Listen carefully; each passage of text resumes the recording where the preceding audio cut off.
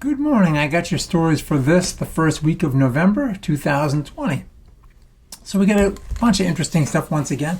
First, BlueBird buses. They've been doing some vehicle to grid, but now they indicate, and they're the only manufacturer that currently produces every bus type in electric. They now indicate that they have V2G capability, which will allow communities to use electric buses as backup power sources in emergency situations, or even sell power back to the grid when schedules permit. Proterra is also doing this sort of thing, starting to create V2G for its buses as well in that transit space. So expect to see more of that. Over in Europe, on a completely different note, the French government is soliciting projects for production and transport of hydrogen, and submissions are due by the end of this year. They're looking for projects with innovative components such as electrolyzers, as well as those involving design and demonstration of hydrogen-powered vehicles for transportation and rail systems. So hydrogen continues to move ahead on the continent.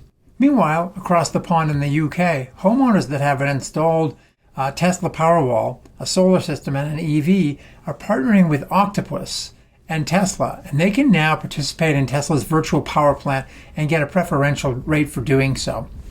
They can keep as much as 20% in the battery, which would give them about 2 to 4 hours in an outage if they specify it.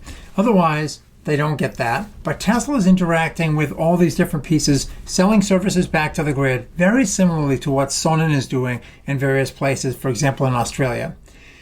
And then the customer basically pays a preferential rate of about 8 pence for their electricity from Octopus, the retail energy provider, per kilowatt hour.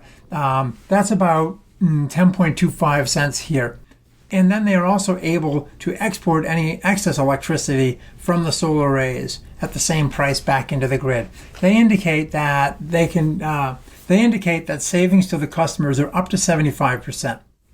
We can expect to see this ecosystem continuing to develop, not just in the UK and in Australia, but in other places around the world where retail providers start these tie-ins with technology providers on the other side of the meter. Let's face it, that load is going to be shaped.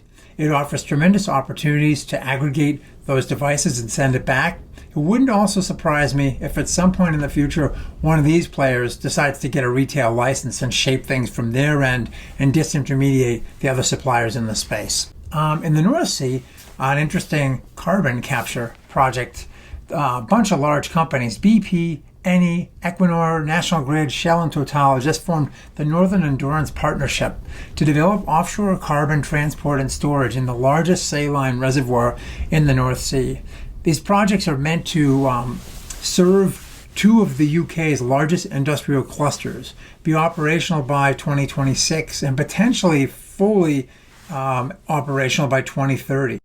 There's the potential here to reduce the UK's total industrial carbon output by 50%, just from these two huge industrial clusters.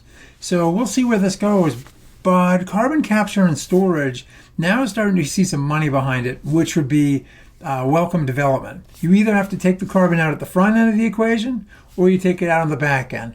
We'll see which one of these ends up being more cost effective.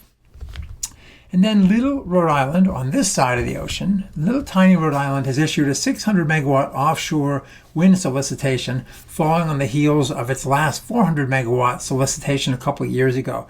This is in line with Governor Gina Raimondo's goal to decarbonize the power grid there by 2030, which is far in advance of targets for many other states. Pretty aggressive, and it's on its way. The PUC still has to approve this, and the National Grid would actually develop the solicitation.